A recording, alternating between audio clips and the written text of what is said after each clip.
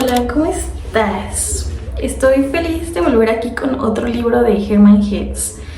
Si bien este libro ya lo leí desde diciembre, si recuerdas, leí Siddhartha en los primeros 15 días de diciembre. Inmediatamente me fui a leer Demian. Siddhartha me lo prestó mi amiga Chris y platicando con mi suegro resulta que él tenía una colección de libros en los cuales tenía varios de Hermann Hesse. Y pues obviamente me atreví a pedirle prestado otro, el que él quisiera al azar, porque realmente me enamoró mucho la forma de escribir de Hermann, entonces realmente no me interesaba mucho cuál leer después, pero sí quería leerlo después. Y me prestó Demian. Lo leí y definitivamente volví a coincidir con mi anterior comentario de que las cosas llegan cuando uno las necesita, y sí. Pero sí, Demian llegó a mí en el momento correcto, aunque no me di cuenta en ese momento hasta después. Y te lo voy a contar después, más adelante. Hice muchas notas, demasiadas notas. De hecho, esta es poco, o sea, escribí 1, 2, 3 hojas por los dos lados. Y fue un libro realmente hermoso. Voy a empezar un poco por capítulos a contarte lo que este libro significó para mí. Demian, creo que, a ver, si no me equivoco, el primer capítulo se llama Demian. Cuando empecé a leer por el título, asumí que quien hablaba era Demian. Lo asumí en ese momento. Empieza relatándote como los dos mundos. El mundo en el que él vive y su familia, sus papás, sus hermanas. Y el mundo que está como del otro lado, donde hay personas diferentes. Creo que, por ejemplo, en la cultura latinoamericana, o por lo menos en México, es muy evidente a veces ver este cambio de los dos mundos, o lo que creemos que son dos mundos, sobre todo porque hay como una división muy marcada de clases sociales, donde la gente de bien es gente adinerada, que va a escuelas privadas, que tienen una vida pulcra, perfecta, que son católicos, y como cierto cliché o arquetipo de persona, ¿no? Y el otro mundo son personas que están más en contacto con el barrio, que tienen menos posibilidades económicas, que van a escuelas obviamente de gobierno, públicas. Y él se da cuenta que dentro de su propia casa el otro mundo entra, porque tienen personas que les ayudan con la cocina, con la limpieza, trabajadores domésticos.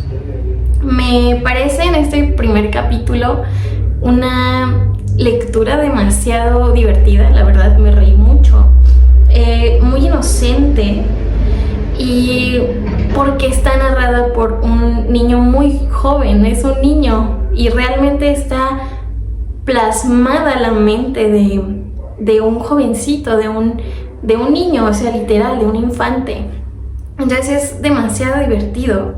Y aparte, este niño es criado religiosamente en una religión católica, y para mí me hace mucha identificación, me identifico mucho con el personaje, porque también yo fui criada en la iglesia católica, ya te lo he contado en otros videos. Me da risa porque realmente muchas de las cosas, de los pensamientos que vienen a este personaje, yo coincido, también las tuve durante mi infancia, incluso en mi adolescencia, y me parece un retrato totalmente asertivo y muy claro de cómo la religión puede hacerte sentir poco merecedor cuando fallas por todas estas cosas que te dicen. Recuerdo haber tenido yo una maestra de catecismo, que aunque mi papá también era catequista y nosotros rezábamos todos los días en la noche, rezábamos juntos en familia,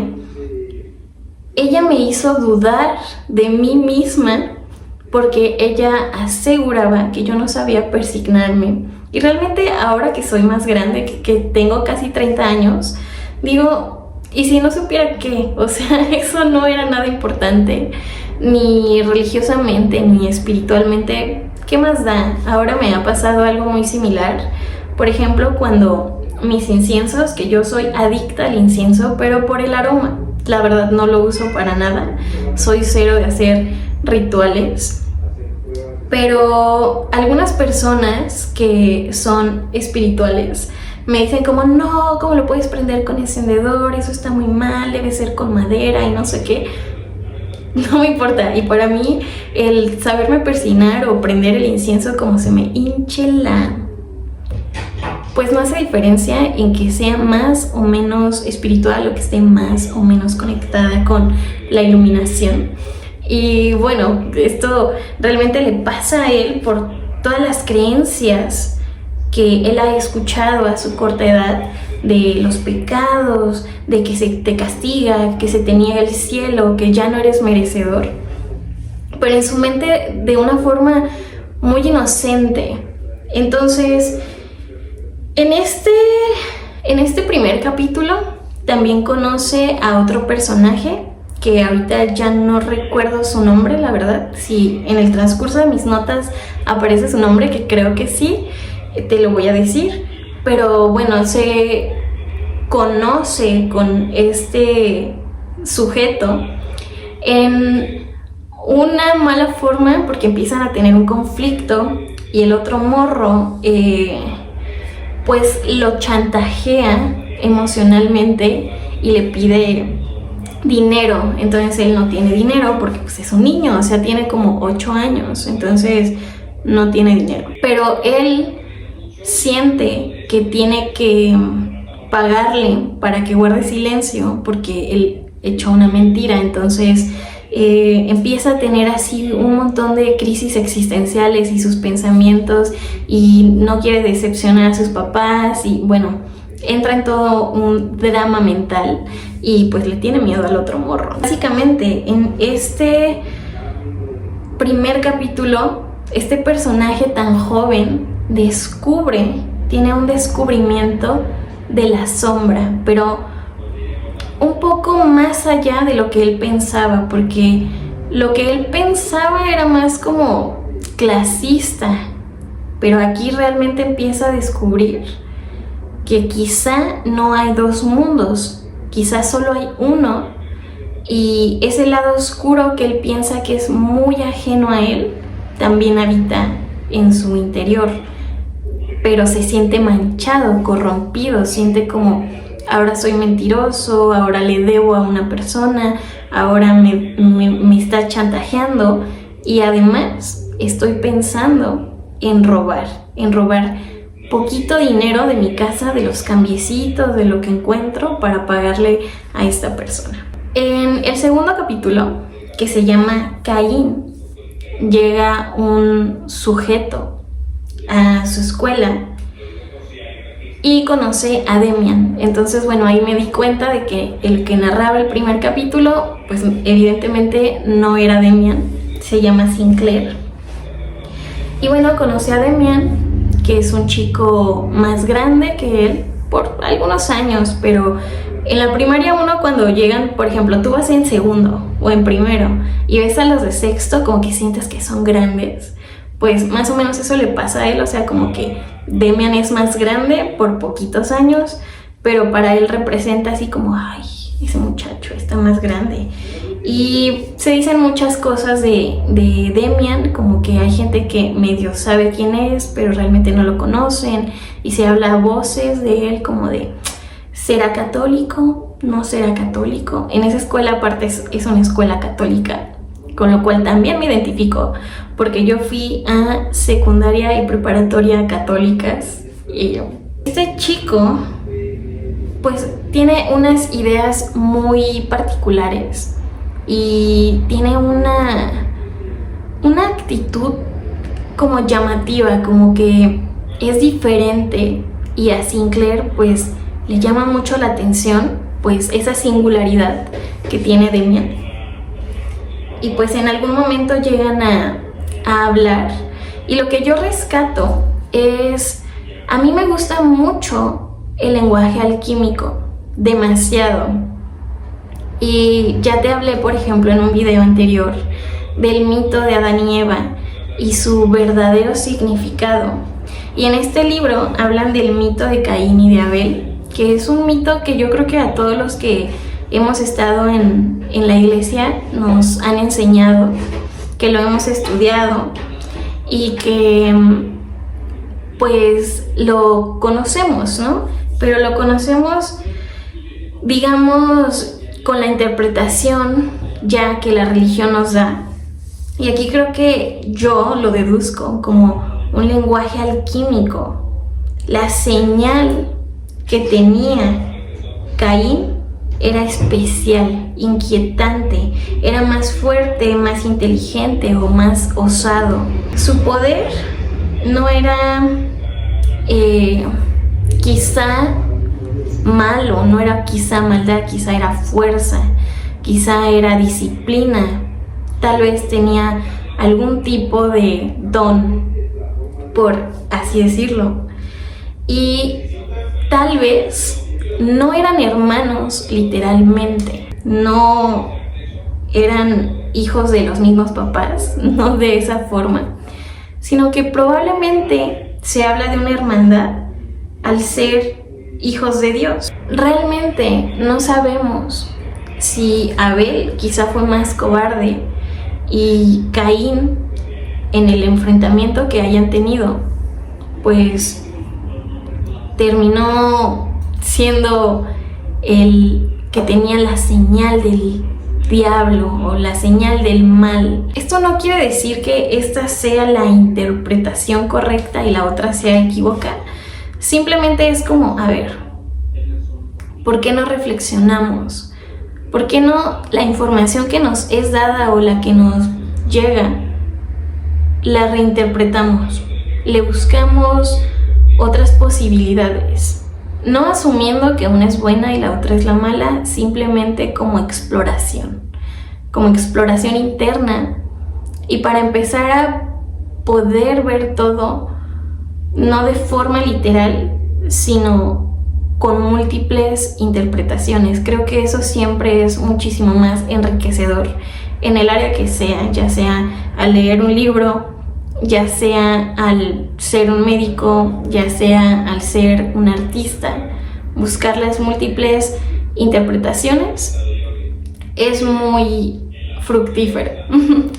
También algo que Demian le menciona a Sinclair, que a mí me hizo mucho sentido en este capítulo, que es que nada repudia más el hombre que tomar el camino que lo conduce hacia él mismo. Y es verdad, de verdad es totalmente verdad. Yo me he encontrado, sobre todo con consultantes o familiares, con personas que realmente lo que quieren no es cambiar sus creencias, no es descubrir por qué tienen ciertas reacciones o por qué les duelen ciertas cosas, sino que prefieren la evasión de entrar en su propio ser. Es decir, las personas, por ejemplo, buscan mucho cómo hacer un amarre para que no sé quién se enamore de mí, en vez de analizar por qué esa relación ni siquiera es lo que ellos quieren. Déjenle abrir a mi gato.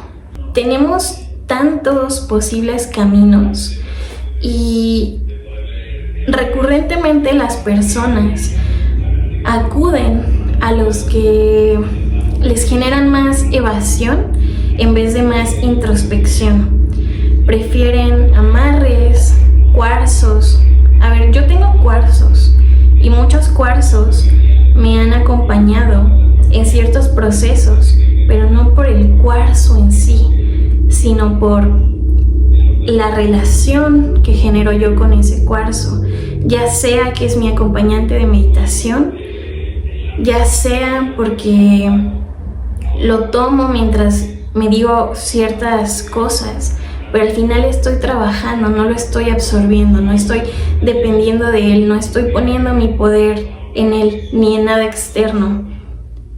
Sé cómo ir poco a poco entrando en mi ser y desarrollándolo. Y creo que esta frase a mí me hizo mucho sentido, porque sí, nada odia más el hombre que el camino que lo lleve a sí mismo.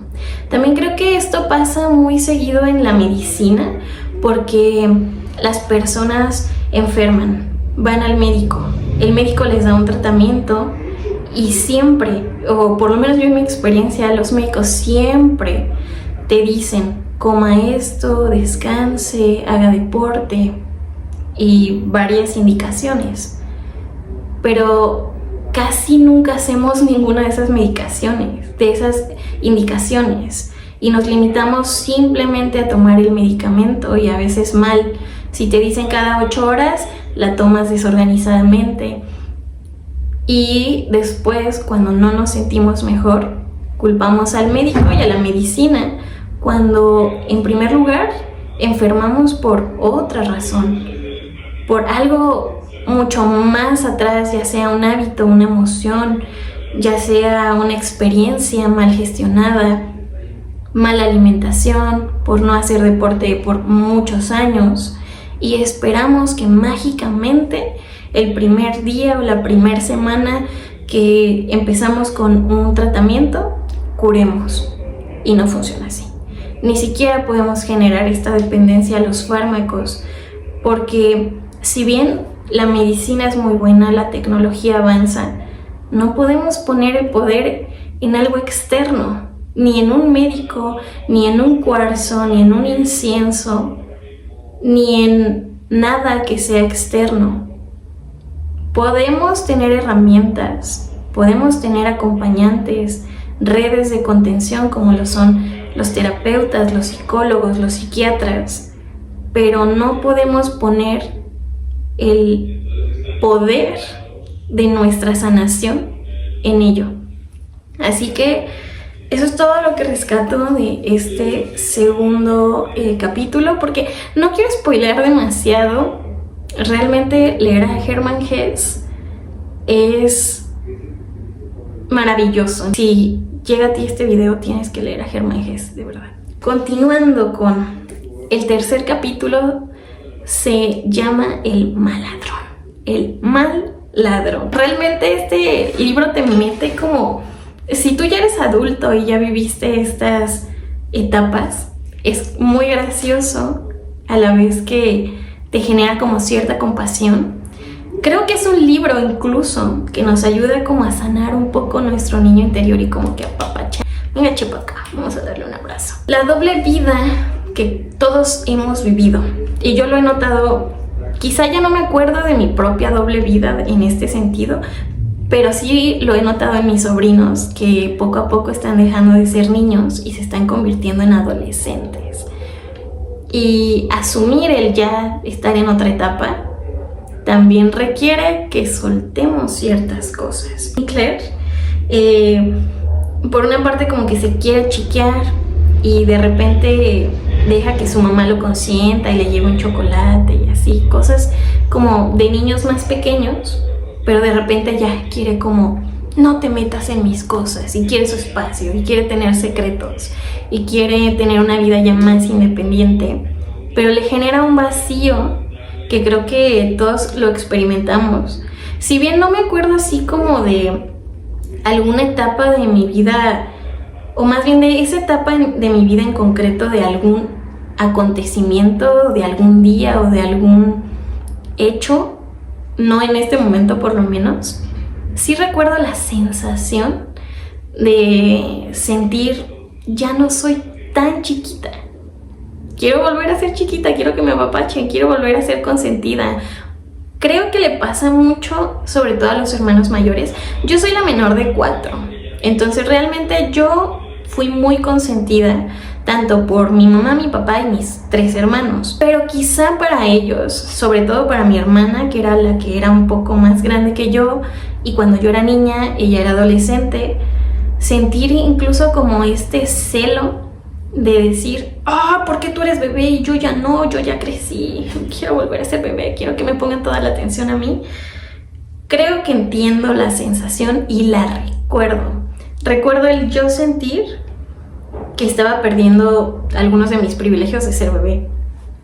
Y pues supongo que es algo por lo que todos pasamos.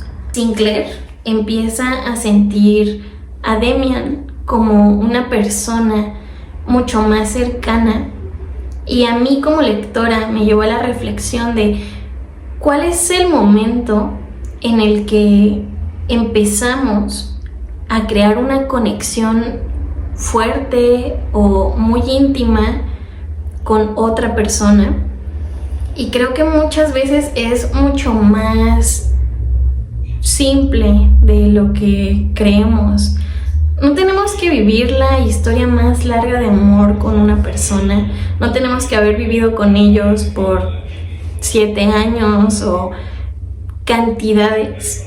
Muchas veces ese enlace, esa cercanía, esa unión, esa conexión, incluso a un nivel emocional, espiritual, se da por cosas simples como tener una conversación profunda con estas personas. Ahí se hace ese enlace. Ahí se hace ese cordón. Yo sé que existen estos cordones energéticos, cordones kármicos. Se generan a veces por cosas así de simples, pero por tener algo en común, ya sea esta conversación, y te lo llevas, esa conversación súper importante que tuvieron un día, la recuerdas años después. Y así es como se gesta un enlace, una relación. Puede ser así de simple: compartir una mirada, una sonrisa, tener un chiste en común, una creencia, una canción que les guste a las dos personas y que lo comunican, ¿no? Así se genera. Creo que ahora también algo enfermizo que puede pasar es que en las redes sociales llegamos a tener estas conexiones parasociales que pueden ser muy intensas, muy verdaderas, pero a nivel emocional verdaderas, pero en realidad son ficción, porque son personas que ni conocemos, que ni vamos a ver, y que pueden generar un vacío o una sensación muy extraña cuando las perdemos. Yo apuesto más por las conexiones reales de personas que por lo menos puedes saber que te van a contestar a ti, porque sobre todo se me hace peligroso cuando, por ejemplo, tú sientes algo muy fuerte por una persona a la que tú solo ves pero nunca interactúan. O sea, no hay reciprocidad, no hay mensajes, no hay realmente una comunicación. Sin duda, si nos ponemos a reflexionar sobre nuestras propias experiencias y sobre los amigos, los amores, los maestros, las personas que admiramos, que nos han marcado, muchas veces han sido por una cosa simple, pero muy importante. Una parte maravillosa también de este capítulo es que se menciona un consejo de vida que creo que es fundamental para cualquier persona que quiera cumplir algo. Hay algo que nos pasa, sobre todo ahora con tanto compartir cosas, que es que nos olvidamos de compartir lo negativo, lo malo y la frustración. Cuando uno tiene una meta, espera muchas veces ver como realizado el resultado inmediatamente. A mí me ha pasado, por ejemplo, pues con mi canal o con ciertos productos que de repente he vendido o con ciertos proyectos que he tenido que me frustran, y leer este tipo de consejos de vida me calman la química de mi cerebro y me dice, bueno, es verdad. Si una persona orienta toda su voluntad hacia una cosa determinada, acaba por conseguirlo. Un maestro mío de teatro decía que el talento o un buen resultado no era más que repetición. En ese tiempo yo tendría unos 19 años y cuando lo dijo pensé, este güey. Pero ahora, un par de años después, casi 10 años después, pienso, wow, sí, tiene razón. Algún marquetero de los muchos que mi novio me ha platicado dice que no te puedes sentir fracasado porque intentaste algo de 1 a 10 veces y no tuviste éxito. Tienes que intentarlo al menos 100. Un maestro mío de danza decía que el show sale perfecto cuando ensayas muchas veces. Y los primeros ensayos va a salir fatal, va a salir mal, te vas a cansar, no vas a tener mucha condición, un paso no te va a salir. Pero al final, si tú sigues practicando, si ensayas, va a salir perfecto. Perfecto. ¿Sí? Porque siempre va a haber algún error, pero ahí está la perfección. Pero si tú quieres alcanzar la perfección o lo más cercano a ella o hacer algo que te deje satisfecho, creo que esa es la realidad, o sea, esa es la real satisfacción, esa es la real perfección. La real perfección es que tú estés satisfecho, que veas tu resultado y estés satisfecho, aunque no sea perfecto. Pero si te enfocas hacia algo, lo que sea, algunos tendrán objetivos físicos, otros objetivos económicos, algún objetivo amoroso. Si tú te enfocas y lo combinas con el anterior consejo, que es ir hacia adentro, no odies ir hacia adentro. Los caminos que te conduzcan hacia ti, ese toma y luego enfócate y lo vas a conseguir.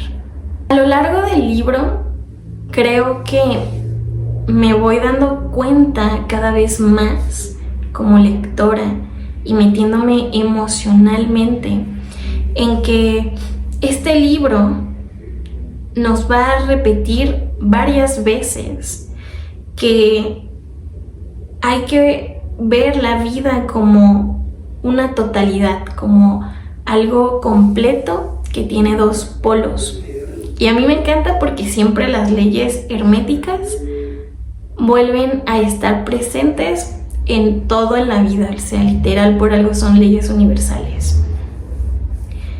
Cuando hablamos de Dios, no importa la religión a la que te sientas alineado o a las creencias que te sientas alineado, porque esto también pasa mucho en el llamado New Age, que tiene cosas chidas, la verdad, tiene cosas chidas, pero se llevan los mismos patrones de cagada que quieren derrocar. Entonces, el problema no es la religión o la espiritualidad o el yoga, somos nosotros y nuestras creencias y lo que tenemos en nuestro... Pensemos en que somos computadoras y tenemos cierta data. La data que tenemos, esa es la que puede ser una basura. Si la cambiamos, podemos ser buenos religiosos o buenos espiritistas o buenos ateos, incluso yo ya se los he dicho. ¿Qué más da eso? Pero hay que ver a Dios, al que veneremos, al que rechacemos, a Dios, porque se glorifica ese Dios. ¿Cómo es Dios? Es bueno, es noble, es bello y elevado. Pero el mundo se compone también de otras cosas, como el sexo oculto, para nuestras mamás, malo. Malo, todo lo que lleve al sexo es malo. Si usas un escote, malo, eso lleva al sexo, eso hace que otros sientan deseo sexual por ti, eso es malo. Malo sentir placer. Creo que los niños necesitan más educación sobre cómo tener relaciones sexuales placenteras. No solamente cómo protegerse de no embarazarse y punto. No podemos solamente estigmatizar el embarazo como si fuera lo único. Evitar embarazarte, por eso absténganse y ya, punto. No, hablemos del placer, hablemos de cuídate para que puedas disfrutarlo y para que puedas tener una vida mucho más desarrollada. Hablemos de placer también. Ha sido silenciado y si lo vemos como una totalidad, es la fuente de la vida. Deberíamos adorar al mundo entero en su totalidad y no solo la mitad. No solamente es el producto de la vida en el sentido de gestar un bebé y ser papás, no. El tener sexo placentero genera vida en tu ser, genera conexión emocional con esta persona con quien estés compartiendo esa relación. Entre más miedo le tengamos a algo y más poder oculto le demos, más va a ser malo. Si lo vemos como algo maravilloso, benevolente, compartido, delicioso, entonces tal vez va a cambiar, pero viéndolo en la totalidad, siempre obviamente teniendo en cuenta lo que nos da miedo. Cuidarnos, sí, pero no desde el miedo, solo viéndolo. Es una posibilidad, sí. Te puedes embarazar y puedes arruinar tu vida para siempre, sí. Objetivamente puede pasar. Hay que comunicarlo también, pero no desde el miedo, no desde la amenaza de no lo hagas, es malo, es sucio, no es sucio. Tú también lo hiciste, además.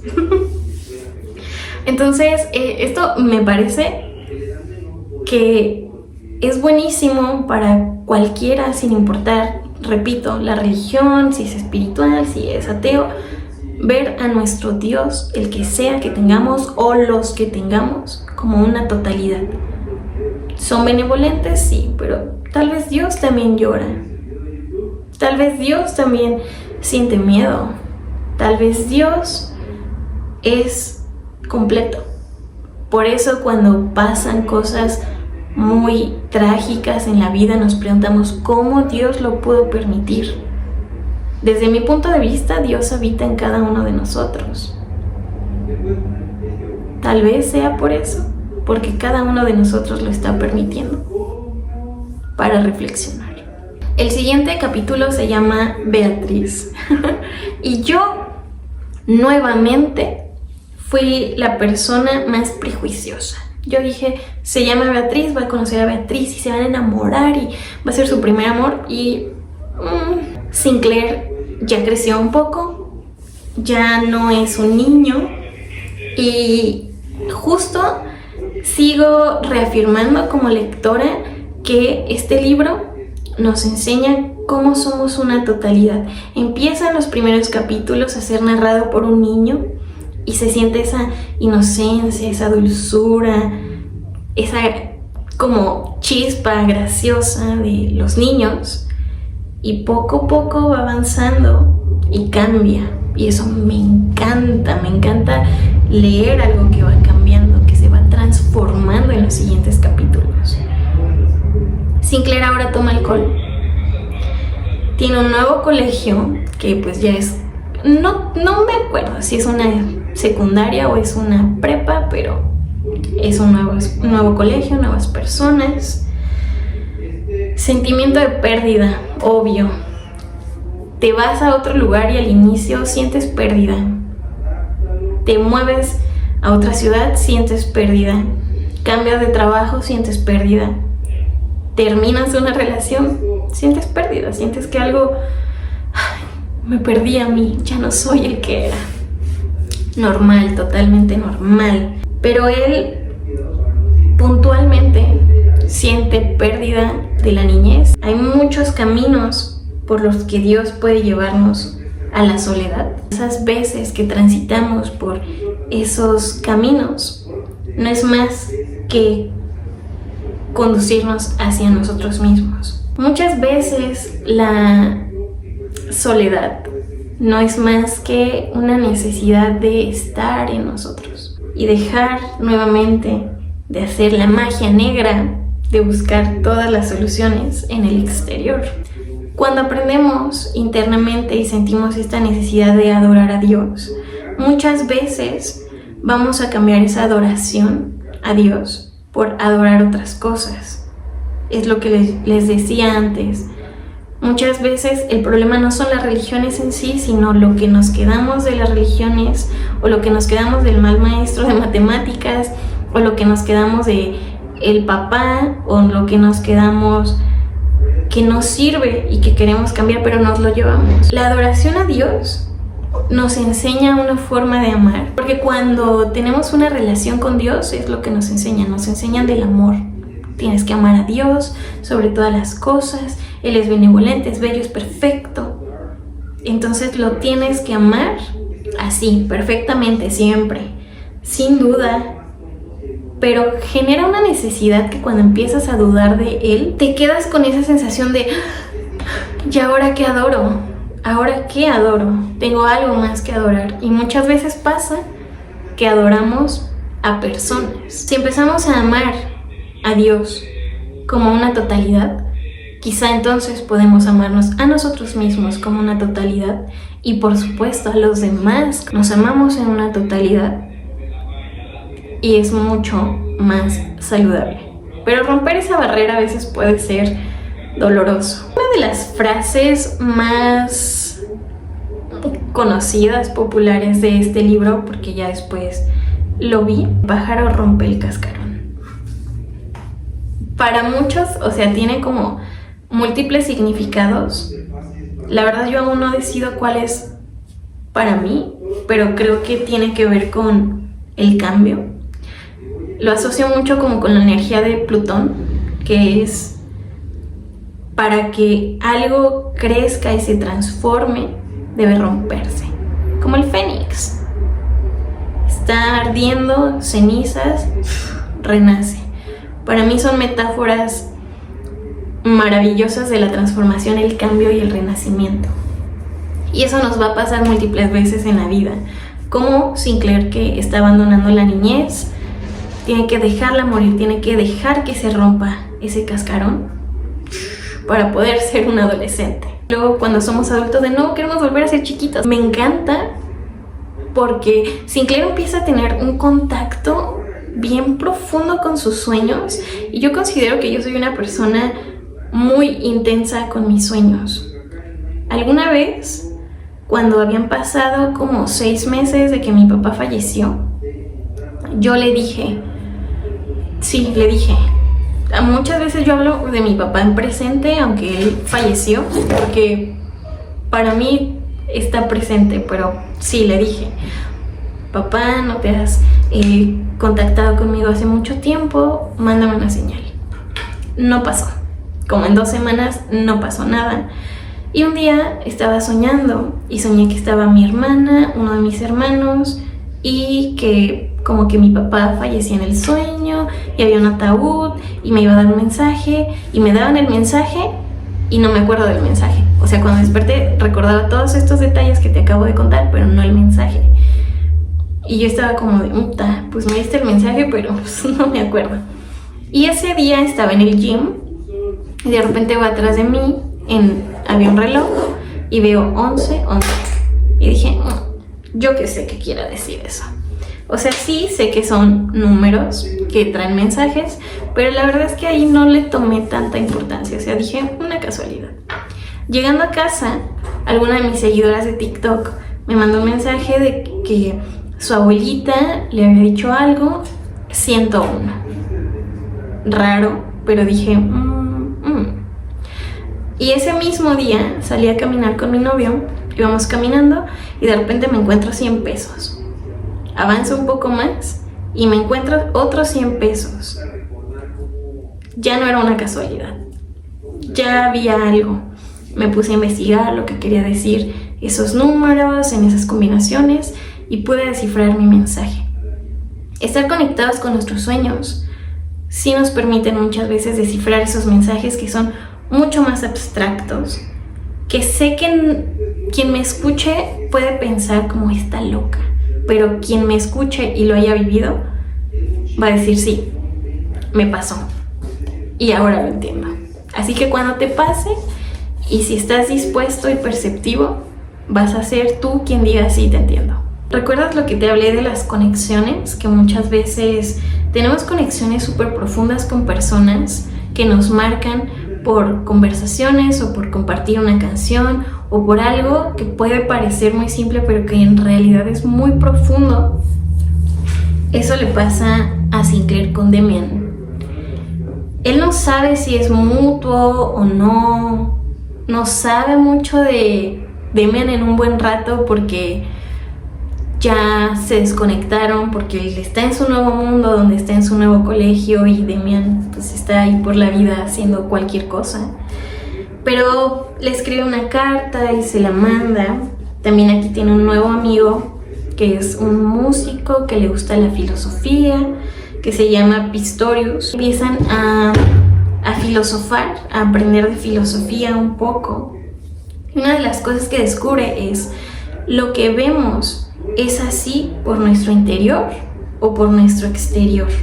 Nuestra alma participa en la continua creación del mundo. Aquí recalqué algo de la página 141, pero pasa que ese libro era prestado y ya lo cambié y ahora tengo este otro.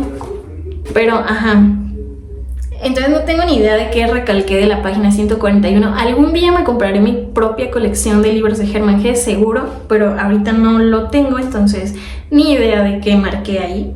Igual en la página 143 hice una anotación como de que algo iba a leer de ahí, pero no lo tengo, entonces sabrá Dios qué era. Con Pistorius le pasa algo diferente a lo que le pasaba con Demian, porque él admiraba mucho a Demian. Pistorius es una persona que constantemente le está como recordando las cosas buenas que tiene Sinclair, y habla de estas personas con las que nos topamos en la vida, que nos ayudan de alguna forma a mejorar nuestra autoestima, porque ellos se atreven a decirnos las cosas que nosotros dudamos de nosotros mismos. Son esas que llegan y te dicen: ¡ay, qué bonita nariz!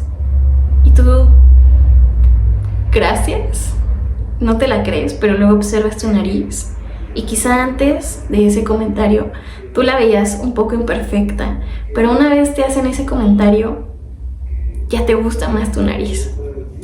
Y creo que eso es algo muy lindo, porque para mí la vida no es individualista. Somos demasiado colectivos, somos en pares, todo el tiempo nos estamos relacionando. Otro puede ayudarnos a confirmar y reafirmar nuestro ser, y me ayudan a tener esta confirmación de mí positivamente. El siguiente capítulo se llama La lucha de Jacobo. Él ya tiene aquí 18 años.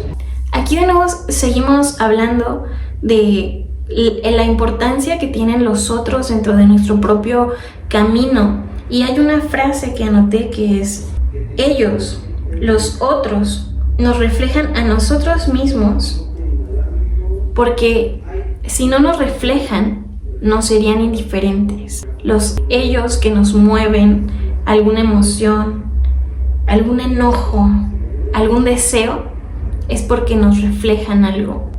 Los que no nos reflejan nada, no nos causan nada, ¿va? O sea, nos cruzamos con ellos en la vida y luego da igual a dónde se van. No me los llevo ni en pensamiento, ni en mis emociones, ni los sueño, ni les escribo cartas, ni pasa nada con ellos. Tengo aquí a mi gato. Es Venus. Venus casi nunca sale. Esas personas que sí nos marcan, entonces nos las llevamos y viven incluso en nosotros a través de los sueños. A veces cuando ya nos distanciamos de ellos físicamente, nos reunimos con ellos cuando los soñamos. Se despide Pistorius. Tienen una amistad breve, pero que yo creo que es muy significativa. Solamente que pues ya termina, o sea, como que dio lo que tenía que dar. Porque Pistorius está como deprimido, como que de repente dice cosas que a Sinclair pues ya no le interesan, o como que llega a un hartazgo de esta persona, entonces ya no puede decir lo que él piensa. La relación ya tiene una fisura y ya no vuelve a ser igual. Con algunas personas pueden pasar problemas y como que uno vuelve y como si nunca hubiera pasado nada, pero hay con otros con los que ya no vuelve a fluir. Cuando uno ya no logra entenderse con ciertas personas, lo mejor que queda es que cada uno se encuentre a sí mismo, pero pues por separado. Aquel que verdaderamente no quiere más que su destino, no tiene ya semejantes y se alza solitario sobre la tierra, teniendo solo en torno suyo los helados espacios infinitos. Sinclair está extrañando a Demian, pero no sabe si buscarlo, no sabe si escribirle, pero siente ese vacío de ese amigo que es muy importante para él, pero siente que es inoportuno, o sea, como que no es adecuado buscarlo. ¿Y cuántas veces no hemos sentido eso nosotros con personas que queremos, que hay una distancia y los queremos salir corriendo a buscar, pero creemos que lo mejor es no hacerlo? Voy a concentrarme. Me distraje porque hay demasiados ruidos en mi casa, entonces bueno. Sinclair empezó a tener sueños con el ave, con Demian y con una mujer a la que no le había puesto rostro porque no tenía ni idea de quién era, pero ya la estaba soñando. El siguiente capítulo se llama Eva, y no te conté bien lo de Beatriz para esperarme a este momento. Beatriz fue una mujer, una adolescente a la que Sinclair vio pero nunca la conoció, pero la empezó a idealizar y la quiso pintar, pero terminó pintando a Demian. Si tú lo lees como morbosamente o prejuiciosamente, puedes llegar a dudar si Sinclair está enamorado de Demian, pero también si lo lees como sin ese prejuicio, puedes entender que Sinclair está enamorado de Demian. Porque no amamos solamente a nuestras parejas, también amamos a nuestros amigos. Podemos tener un enamoramiento de un amigo. La única diferencia, creo yo, con una pareja y un amigo muchas veces es que con tu pareja, pues al final construyes como una vida diaria, una rutina, unas metas. Y con tus amigos muchas veces como que hay más esa independencia de que ellos desarrollan su vida diaria pues por otro lado y tú por el tuyo. Pero emocionalmente realmente no hay una diferencia alguna. Aparece Eva, la mujer de su sueño, y descubre que era la mamá de Demian. En esta parte Sinclair está en la búsqueda, ya entró a la uni, pero siente como que todos los alumnos, todos sus compañeros están como vacíos, como con una expresión vacía, o sea, no encuentra y necesita iniciar una búsqueda para encontrar con su libertad. Tiene su libertad, pero no sabe hacia dónde ir. Sinclair se había sentido muy abandonado por Demian y muy confundido. O sea, él siempre como que lo tuvo presente y con mucho cariño, pero tenía la duda de si esta conexión era o no recíproca. Se encuentra con Demian y es como si nada hubiera cambiado, como si nunca hubiera pasado tiempo, como si siempre hubieran seguido en contacto. Y esto pasa. Hay gente que puedes dejar de ver por años y cuando los ves y platican, no cambió nada. Son ustedes y la conexión que tenían. En este capítulo empecé a sentir como incomodidad. Ya no fue como los otros capítulos que me identificaba mucho. Aquí me enojé. Sinclair empieza a tener como un enamoramiento de Eva o algo así muy extraño que no me gustó, que no disfruté. No sé, me confundió y como que ya no quería seguir leyendo, si soy honesta, pero seguí leyendo. El principio del fin, creo que así se llama el último capítulo. De este último capítulo, la verdad, no hice casi anotaciones. Solo puse que hubo un giro inesperado. Este último capítulo lo amé, pero lo odié. Pero me dejó pensando en este capítulo por demasiado tiempo. O sea, estuve fácil 2 semanas pensando y no podía pensar en otra cosa y no podía dejar de llorar al recordar ese último capítulo. Todas las sensaciones que había sentido durante los primeros capítulos, que fue, wow, está sumamente bien reflejada la emoción, los pensamientos, las torpezas de un niño. Luego me identifiqué con el adolescente, con la pérdida de identidad, con el descubrir el otro mundo, darte cuenta que no hay otro mundo. Somos el mundo y lo que habita en uno habita en otro, y que hay múltiples personas que vienen para enseñarnos diferentes cosas. Hasta ahora el libro se sentía como un apapacho, se sentía muy bien, y en el último capítulo dio un giro inesperado. Con Siddhartha me pasó que me quedé con una frustración. Creo que en el video no lo mencioné, pero lo quiero mencionar ahora. Me quedé con la frustración de que Siddhartha nunca vuelve a ver a su papá, y como que quedaban varios vacíos. No, este es un libro que está súper bien escrito, que no se fue ni un solo detalle, y te genera muchas sensaciones. Y creo que a nivel de lector, el libro en sí, por cómo está escrito, te hace sentir justamente este bien y este mal unificados. Hermann Hesse lo hizo perfecto, porque me sentí muy bien, sentí el bien y luego sentí el mal. Me di cuenta de que, me enojaba lo de Sinclair con Eva, porque yo decía, ¿cómo una mujer que pintan como espiritual, que se junta con astrólogos, que se junta con filósofos, con artistas, que es una mujer sumamente introspectiva, que entra mucho en sus emociones, se enamora de un chamaquito de 18 años? Pero luego entendí que Eva no es una persona como tal, es una metáfora, es como una mezcla de la papisa, de la luna. Es como el arquetipo de la madre. Es súper amorosa, lo quiere cuidar, quiere que aprenda, quiere lo mismo para Demian que es su hijo. Y al final, no pasa nada.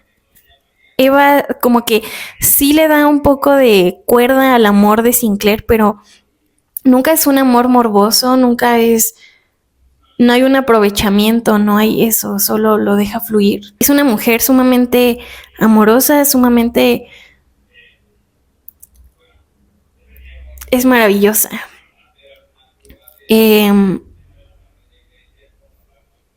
Demian es soldado, entra como...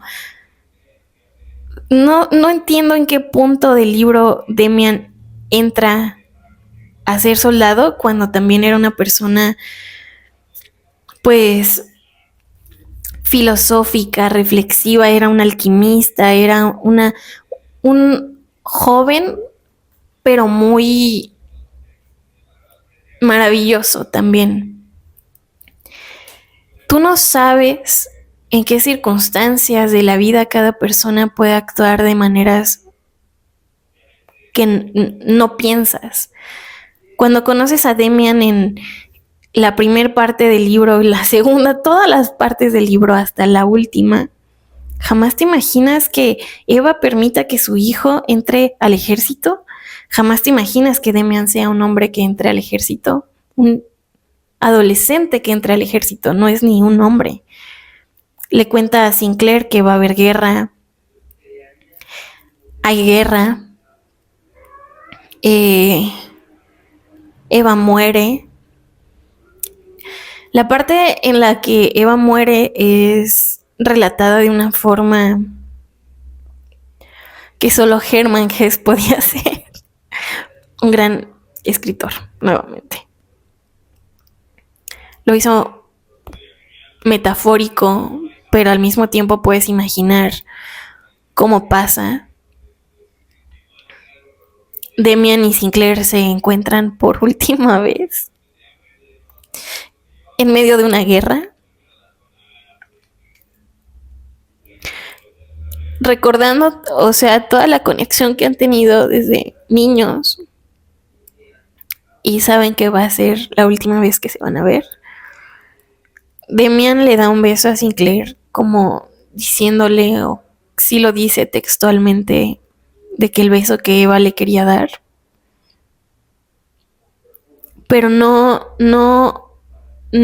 es algo que debe ser leído como con literalidad.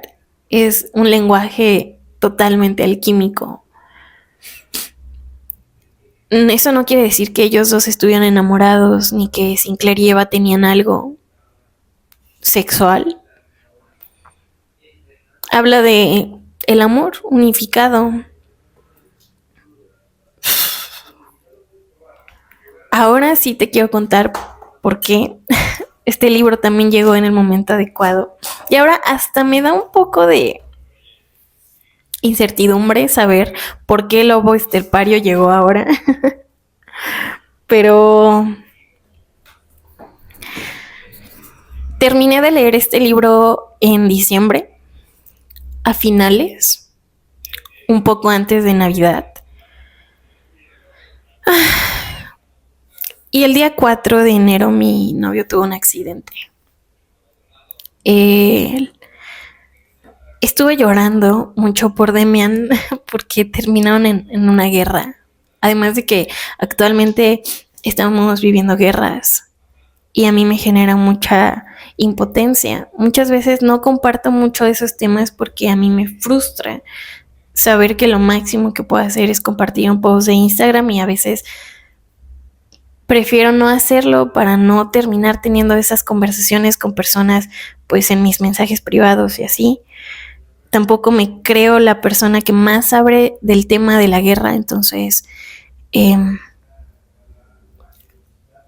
limito a sentirlo, pero este libro me hizo sentir muy fuerte la impotencia de vivir la guerra y perder enfrente de tu cara a tu amigo. Y hay un texto que quiero dejarte aquí.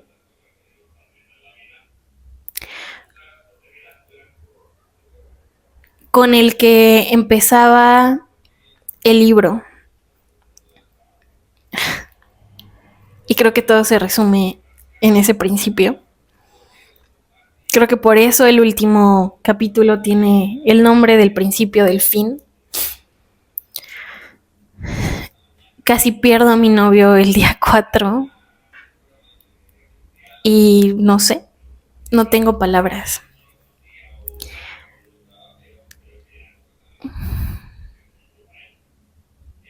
Es un libro muy... Lo bueno y lo malo convergiendo.